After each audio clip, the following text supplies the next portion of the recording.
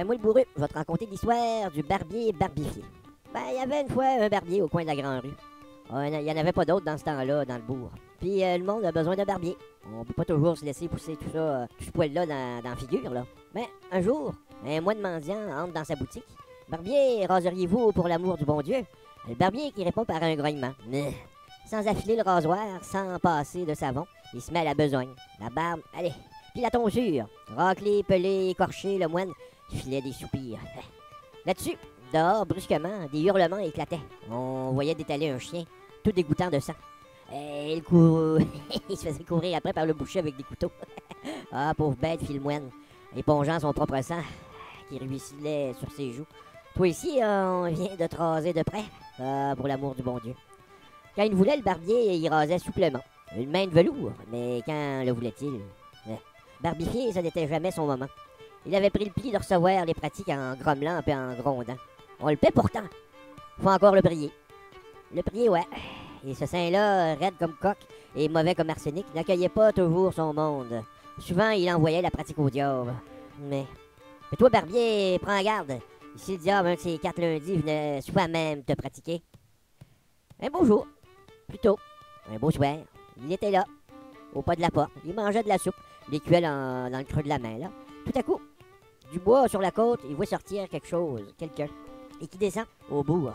Il voit cela, puis un homme fait comme un géant, enfroqué d'une peau de bique, et les cheveux sur les épaules, la barbe jusque-là, toute la mine d'un de ces hommes sauvages. L'homme vient droit à lui, et sur le pavé, il fait péter ses pieds comme les fers d'un homme de 7 ans. Salut, barbier, rase-moi, je te prie. L'homme, je ne rase plus ce soir. Barbier, un écu pour ta peine. Ah, je cours pas après ton écu. Mais barbier, ce poids m'embarrasse. Demain, je vais à des noces. Et moi, ce soir, je mange ma soupe. Hein? Tu manges ta soupe? Ben, je vais te la faire manger. L'homme lui arrache des mains l'écuelle, lui flanque cette soupe en pleine face, puis l'empoigne par le collet, l'amène dans le fauteuil de bois et lui vide la cruche d'eau sur la tête. Après quoi, ouvrant un rasoir, et sans passer de savon, il se met en devoir de le raser. Ou de l'écorcher. Ah, il était pas trop regardant. Barbe, cheveux, il racle tout. Le barbier, terrifié, osait à peine gémir. Il n'osait tousser quand l'autre lui fait avaler tout ce poil de cheveux puis de la barbe. Il sort de là plus saigneux que le malheureux moine rasé gratis. Mais il n'eut le loisir d'y penser. L'homme l'élève du fauteuil comme il y avait plaqué. Il s'y installe à sa place. Allez, barbier, je t'ai rasé, rase-moi maintenant. Il a fallu s'exécuter, savonner cette barbe, raide comme une broussaille, large comme une pelle de four, abattre tout ce crin au ciseau au rasoir, une joue, l'autre joue. Mais quelle sorcellerie! À peine est-ce fini d'un côté que l'autre ouvrage est à refaire. La joue gauche rasée, le temps de passer à la joue droite, de raser celle-ci, le poil repoussé sur celle-là. Le barbier y revient, savonne et racle, de la droite à la gauche, de la gauche à la droite. 3 fois, 6 fois, 10 fois, le poil repousse à vue d'œil. Cette barbe monte, s'enfoisonne comme l'écume du lait quand le lait commence à bouillir. Le barbier en perd l'essence. N'ai-je pas la berlue, mais sous son pouce, il sent bien le poil repoussé. Le bêté, il tient plus sur ses jambes. Il a allumé le quintet, mais ses 36 chandelles lui dansent dans les yeux, lui entrent dans la tête. Allez, barbier, vas-tu me raser un bon coup? Dis, barbier, à la fin des fins. Il faut y revenir encore, puis toujours y revenir. 9 heures ont sonné, depuis beau temps, et les 10 et les 11. S'il osait d'un grand trait trancher le cou de l'homme, il s'exécuta. Il lui sépara la tête de son corps. Puis l'impensable, magie noire, de son cou repoussa la tête. Mais c'est le poil qu'il faut couper, barbier, pas ma tête. Le barbier se s'enfonce comme suie de chandelle auprès de la fournaise. Mais tu t'endors, barbier! Barbier! Tu laisses repousser cette barbe! Ainsi relancé, le malheureux barbier s'affaire. Le dos rond, rasoir au doigt, frissonnant sans parole. Il est venu cependant à la minuit. L'homme affalé au fauteuil, la tête en arrière, ne parle plus. Il ferme les yeux, commence à ronfler. Alors le barbier essaie de reprendre ses idées. S'il s'échappait. Il grimpe au grenier puis tire le verrou. Soudain, il s'est jeté dans l'escalier, court, sans plus de bruit qu'un chat. Il a grimpé les marches après marche. Encore un bond, il arrive en haut. Oh, mais derrière lui, tout à coup, un grand vacarme. Comme il touche la porte, il se sent pris au vol, attrapé par la patte. Arraché du grenier, à travers l'escalier, précipité en bas. Bon saint du paradis, je suis mort.